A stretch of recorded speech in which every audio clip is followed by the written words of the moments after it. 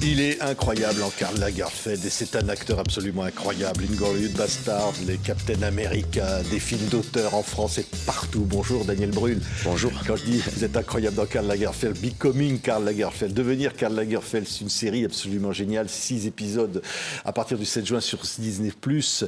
C'est incarner un homme absolument hors du commun, le Karl Lagerfeld. Oui, pour moi, c'était un cadeau. Hein. Moi, je suis allemand-espagnol, mais plutôt allemand. J'ai vécu en Allemagne, alors c'était un rêve de jouer quelqu'un si fascinant, comme iconique, comme Karl Lagerfeld. J'ai hésité pas. Hein. Quand j'ai reçu l'offre, je disais oui. Et surtout le fait que c'était fait par des Français, à Paris, en français.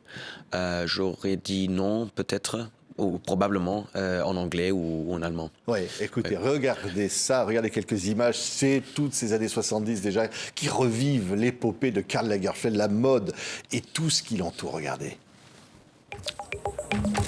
Qu'est-ce qui fout là le teuton? Quand t'as pas de talent, tu viens pomper celui des autres. Bonjour, monsieur Lagerfeld. Garde, monsieur. Avez-vous un style, monsieur Lagerfeld? Je pense que vous êtes un génie et que vous allez devenir le plus grand couturier du monde. Si je te nomme directeur artistique, tu entres en compétition avec Yves Saint-Laurent, tu donnes tout ce que tu as. Jacques, on ne présente pas le fameux Pierre Berger, main de fer sans gants de velours. C'est faux. C'est toi qui as eu raison de choisir le prêt-à-porter. Moi, je suis esclave de la renommée. J'en ai marre de ne pas être pris au sérieux. Ah, mais c'est si que fou. Vite. La gloire. Personne ne veut que je réussisse. Tu choisis qui dans ta boîte, toi, Lagerfeld ou Saint-Laurent? 20 ans à travailler tous les jours pour essayer d'avoir un tout petit peu de respect. Et toi, tu détruis tout. Tout ce que tu veux, mais pas lui. Karl, le plus important, c'est l'amitié. C'est la confiance. C'est l'amour. C'est incroyable, Daniel, hein, ce que ça apporte, ce milieu de la mode, ces relations amoureuses, ces conflits d'intérêts, parfois cruels. Oui, non, et c'était très touchant quand j'ai lu les scénarios parce que c'est le Karl Lagerfeld avant d'être fameux, non? Et moi, je voulais incarner quelqu'un qui est vulnérable. Je voulais montrer la fragilité.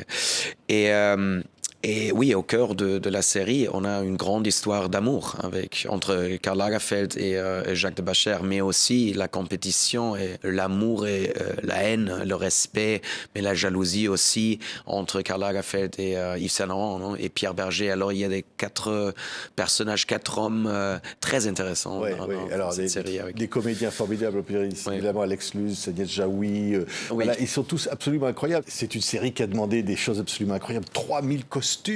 Il fallait rentrer dans tout ça. Oui. Et là, le travail, la dédication, la précision, c'était parfait, non? Et pour nous, ça, c'est fondamental, non? Comme acteur, pour sentir les temps, non? Et d'être là-dedans.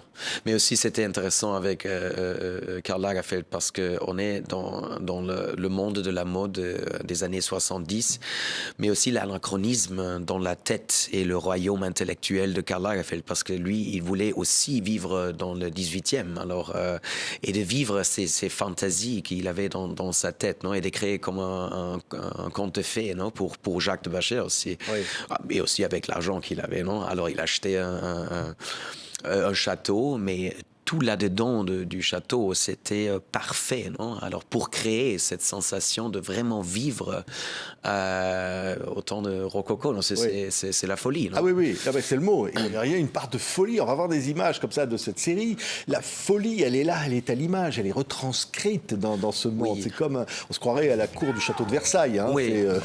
Et là, il y a des moments qui sont, et c'est ce qu'on cherche, non? À la fin, c'est la vérité, non? Et je suis très fier du travail avec surtout Théodore Pellerin, parce qu'il y a des moments très très vrais, touchants, non? Il n'y a rien de prétention, non? Il y avait une magie entre nous. Je disais à ma femme, excuse-moi mon amour, mais je suis amoureux de cet homme. Pour quelques mois, elle disait, oh, je l'aime aussi, alors on peut avoir une relation ouverte. Non, mais c'était vraiment, si ça se passe quand on danse ensemble, quand on vraiment sent la vérité là, c'est ça ce que me fait très content. Et je peux dire qu'il y a des moments, des scènes qui sont des mieux que j'ai fait jamais. Hein. Ah oui, non, mais c'est vrai, c'est une sorte de jeu de rôle, parfois de jeu de massacre. Il y a entre les personnages à la fois l'amour, la haine, la rivalité. Et les contradictions, c'est ça que c'est intéressant, non? Avec les êtres humains, non? Et surtout dans le cas de Karl Lagerfeld, c'était très extrême, peut-être un peu comme Andy Warhol, non? De vivre une vie sous les projecteurs d'un côté, mais aussi dans une solitude absolue de l'autre côté, non? Il était un grand intellectuel, mais de l'autre côté, un personnage iconique de la culture de pop, non? Il était un businessman, mais il était aussi un grand créateur et artiste, non? Alors il y avait... C'était très riche pour moi, une expérience très enrichissante. Et j'ai tout le temps ici, quand j'habitais à Paris, dans Saint-Germain-des-Prés, je voulais être là, non? Parce que c'était un quartier si important pour Karl dans cette étape. Et j'ai redécouvert mon Paris, la ville que j'aime beaucoup parce que j'ai une tante parisienne, avec ses yeux, non? Et c'était, chaque jour, je me demandais qu'est-ce que Carlito ferait aujourd'hui, non?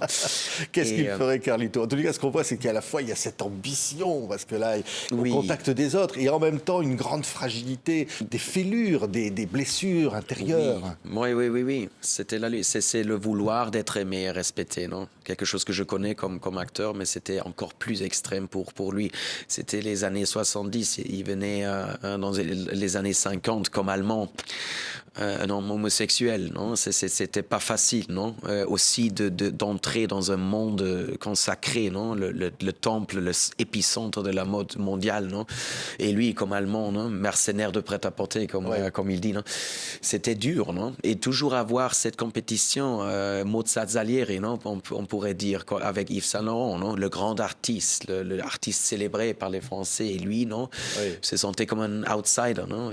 Et ça, c'était intéressant pour moi et fascinant à jouer avec ça, non? Avec les complexes, la souffrance. C'est absolument formidable. Votre prestation, Daniel, est formidable. Et c'est vrai qu'il était aussi un peu comme l'acteur de son propre personnage, au fond.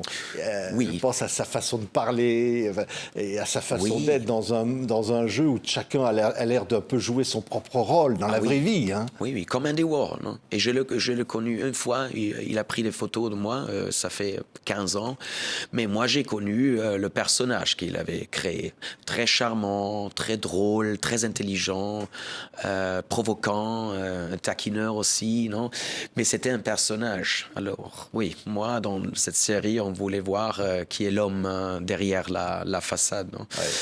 Et il y avait des chemins inconnu, délicat, non? Parce qu'on entre aussi dans la vie amoureuse, privée. Et là, il y a aussi beaucoup de contradictions dans les livres que tu lis. Parce que aussi, lui, il a inventé beaucoup de choses. Il a changé les différentes versions de sa propre vie. Alors, il est un peu un imposteur. Mais moi aussi, quand j'étais petit. Alors, aussi ça, je trouve très, très sympa. Et en même temps, une forme d'humour parfois cruel, mais de l'humour quand même. Hein. Il est du nord de l'Allemagne, moi je dirais que ce sont les seuls Allemands qui sont drôles, sont là du nord, et peut-être moi je suis de Cologne aussi un peu, mais surtout à Hambourg, non? Et oui, il y a c'est presque comme un sens d'humour anglais, non? Et je voulais aussi avoir cette qualité, non? Ce ton d'humour. L'accent, c'était pas dur pour vous, Daniel, hein? Non, un petit peu. Il y a des scènes aussi en allemand que je voulais avoir cet accent de haute bourgeoisie de Hambourg. Alors oui, c'était pas facile. Et mon français, je suis allemand, espagnol, alors mon français n'est pas si parfait comme je disais. Mais j'étais un imposteur. Hein.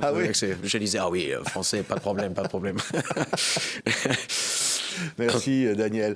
Quand on tourne avec Tarantino, quand on tourne des grandes séries hollywoodiennes, et là on est sur quelque chose de profondément européen, en même temps mondial, c'est le même travail, c'est les mêmes démarches? À la fin, oui, je crois, oui. C'est le sacrifice. Oui. Je me sens de plus en plus content quand je suis dehors la zone de confort. Mais quand tu sais, tu as un compas ou une intuition qui te dit tu vas y arriver. Tu ne sais pas comment. Et j'aime ça. C'est un peu de peur aussi quand tu raccroches le téléphone et tu dis oui, et maintenant, comment est-ce que je le fais, non? C'est comme une grande montagne, mais lentement, tu cherches quelque chose, tu trouves une petite vérité ou quelque chose de vrai et tu continue avec ce fil. Ça, c'est intéressant, ça, c'est ce qui me fascine, non? Et d'être divers et différent, non? De faire des différentes choses, non? Ça te maintient jeune et, curieux. Merci, Daniel. Merci, Daniel Brühl. Formidable acteur, formidable Karl Lagerfeld. Il est devenu Becoming Karl Lagerfeld dans cette série chez Disney+, à partir du 7 juin, qu'il ne faut absolument pas rater. Vous allez adorer, vous allez vous accrocher, vous allez regarder les 6 épisodes d'affilée, si on peut. Merci, Daniel Brühl. Dankeschön. Merci beaucoup.